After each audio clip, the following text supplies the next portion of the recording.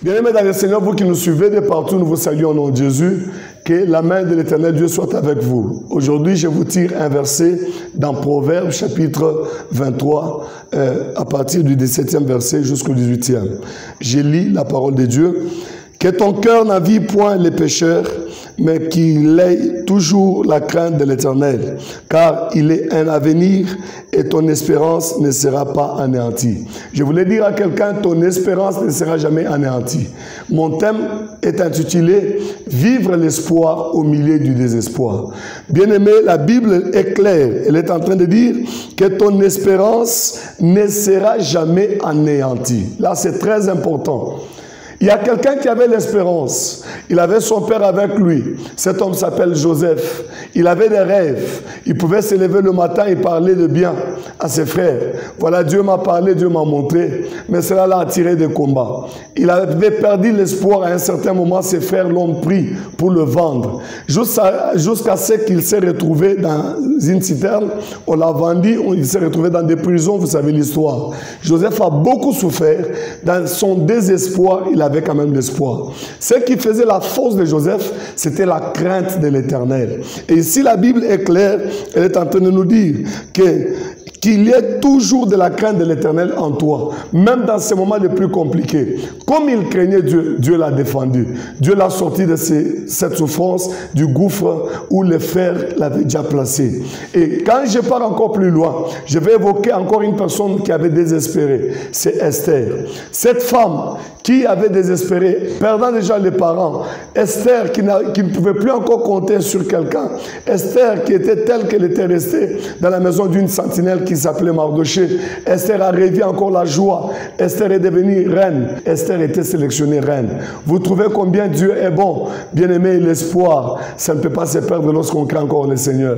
Lorsque tu crains Dieu, Dieu peut encore tout refaire.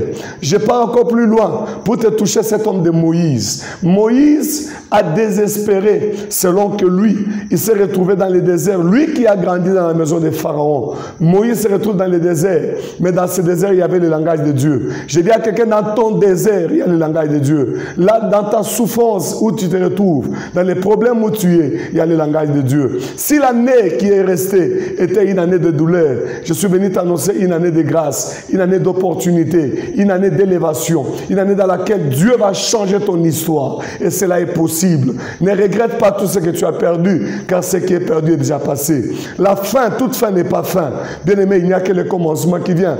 Je dis à quelqu'un, ta douleur, tout ce que tu as connu, les problèmes, c'était que le début de ce que Dieu veut faire de bon. Bien-aimé dans le Seigneur, il y a eu beaucoup de gens dans la Bible qui ont désespéré. Mais dans leur désespoir, Dieu leur a donné encore l'espoir. Shadrach, Meshach, Abednego, on les bouscule vers le feu. Et lorsqu'ils commencent à approcher vers le feu, moi je m'imagine à leur place, je crois que Shadrach ne pouvait que pleurer.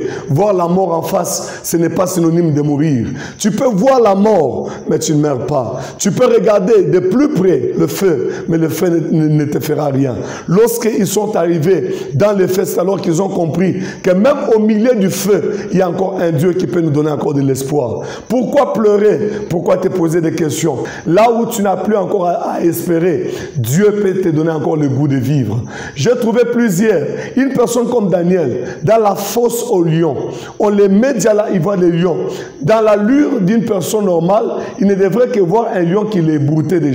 Mais dans cette souffrance, Daniel regarde Dieu, il compte au moins sur Dieu. Ce qui a fait la force de tous ces hommes que je cite, c'est la crainte de Dieu qui était en eux. Lorsque tu crains le Seigneur, lorsque tu marches dans la vérité, bien aimé, quels que soient les intempéries, quels que soient les temps compliqués, les plus compliqués de ta vie, laisse-moi te dire que rien n'est encore perdu. L'Éternel Dieu peut encore tout refaire. Ici, la Bible est claire, elle est en train de dire que ton cœur n'envie point le péché. N'envie pas les pécheurs, bien aimé. Il y a des pécheurs qui aujourd'hui, quand ils te regardent, ils te voient un homme nul, un homme qui ne peut rien.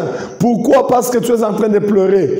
Il n'est plus encore temps de pleurer. L'Éternel Dieu te connaît par ton nom. Et j'aimerais te dire, bien-aimé, si tu pleures, tu n'as que perdu le temps. Ne pleure plus encore. Dans les pleurs, il y a la réponse. Anne a pleuré. Elle était en train d'envier Pénina. N'envie pas les pécheurs, bien-aimés.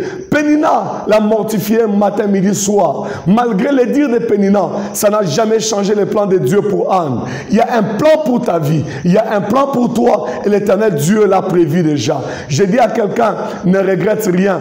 Tout ce que tu vois t'appartient et tu en auras plus que même ce que tu penses. Lorsque Pénina parlait, elle ne s'imaginait jamais que Anne un jour pouvait aussi parler avec hauteur. Mais lorsque Anne a chanté, elle a dit, je reconnais maintenant que tu peux tout. Un Dieu qui peut donner à une femme stérile même cet enfant. Bien-aimée dans le Seigneur, elle est restée dans sa douleur, dans son désespoir, mais elle a compris une chose.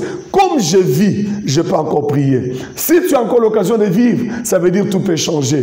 Celui qui ne peut jamais espérer n'est que celui qui est déjà enterré. Mais comme tu vis encore, Dieu peut tout faire. Tout ce que tu vois de bon est pour toi. La maladie ne te tuera pas. Je le répète bien, la maladie ne te tuera pas. Ton problème ne te tuera pas. Si ce problème avait la capacité de te tuer, tu serais déjà mort. Mais si tu n'es pas mort, c'est parce qu'il y a un Dieu qui te voit quelque part. Vivre son espoir au milieu du désespoir. Qui t'a dit que tu mourras? Ce que les hommes ont parlé ne peuvent rien changer sur toi. Il y a quelqu'un que je connais, bien aimé dans cette vie. Je ne peux pas citer les noms, mais je parle au moins plus vite. Il y a des hommes qui sont devenus les présidents de la République aujourd'hui, mais qui n'avaient pas peut-être des niveaux les plus exagérés. Je dis à quelqu'un, ça ne demande ni les études, ça ne demande ni la connaissance, ça ne demande ni les niveaux de ta famille, mais tout dépend de la grâce de Dieu sur toi. Lorsque Dieu est avec toi, tu peux vivre encore un temps meilleur. Écoute-moi bien aimé dans le Seigneur, que ton cœur n'envie point le pécheur.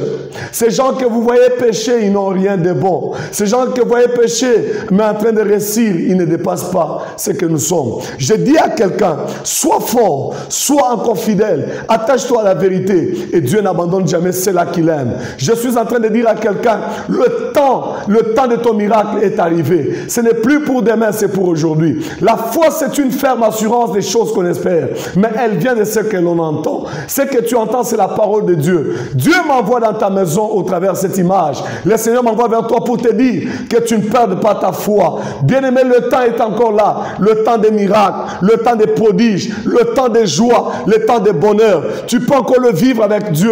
Tu peux encore ressourire. Bien-aimé, j'ai vu Sarah qui était déjà dans le désespoir. Au soir de sa vie, Sarah a quand même ri. Et elle a dit qu'il apprendra, rira. J'ai dit aussi pour toi, celui qui apprendra rira. Qui pouvait le croire qu'une personne comme toi, tu auras ce miracle que tu viens d'avoir? J'ai la foi avec moi en prêchant cette parole, que là où tu es, l'Éternel Dieu vient de te donner un grand miracle. Dieu vient de t'offrir quelque chose que tu as beaucoup cherché. Ce que tu cherchais sans pour autant avoir, aujourd'hui tu le trouveras sans pour autant les chercher. Je vais terminer en disant quelque chose de très important, mais qui est toujours de la crainte de Dieu en toi. Ce qui fait la force d'un enfant de Dieu, c'est la crainte de Dieu. Si tu étais loin de la vérité, tu peux retourner pour craindre le Seigneur. Et celui qui craint Dieu n'a jamais été dans la confusion. Ceux qui espèrent en l'Éternel, ils ont toujours eu encore un nouveau miracle. J'ai dit à quelqu'un, le temps est encore là.